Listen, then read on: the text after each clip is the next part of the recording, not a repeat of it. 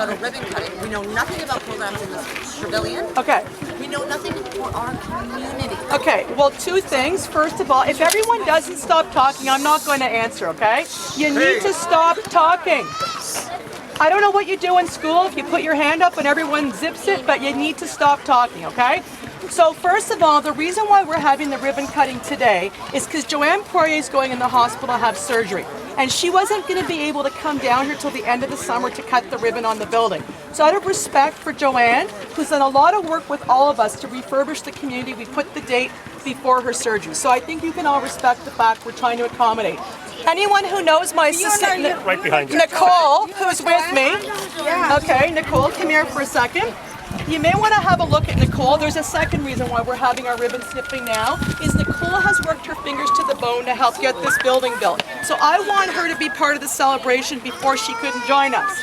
The second thing is there's no programming decisions been made for the fall session. There's nothing happening other than what Dan had already planned months and months and months ago with the Deborah Ann Kerwin in terms of programming in that building that I know of. And you've got all the other free stuff. But the question is, how come people didn't ask to have a community meeting before today?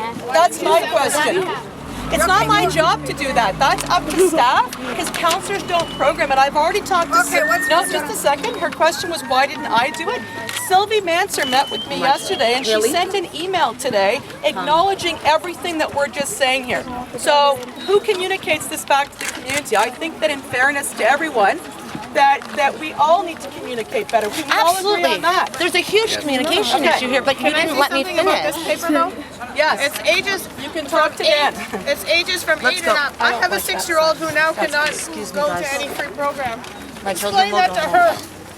We'll figure something out. We'll meet next week. This isn't really a question, it's kind of a comment. I've spoken to a lot of people and it's kind of the general consensus. It's kind of sad it had to come to this, but can you try for a second to look at it through our eyes? Your face was here with our kids.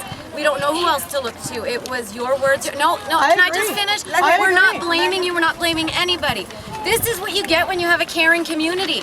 Questions. Oh, I think this is a great idea. That's why we're I wish you'd do it in the air-conditioned building and we could stay there a little bit longer. I think Nicole's melting as well. This is awesome. This is tenant engagement. I think this is the greatest part of our celebration today is that you're showing everyone you've got your voice. But there's also a way to request a meeting. And I think we can all agree that someone could have emailed my office and asked for a meeting. Or asked Sylvie Manser. Where did Sylvie go again? Or Lynn, your tenant association president, who's got my email address. You could have emailed her and asked her for a meeting. You could have emailed Joanne and asked for a meeting. There's lots of ways of having a meeting other than on the corner of the street. Can we agree on that? I agree, but I don't. Okay, now let's go celebrate.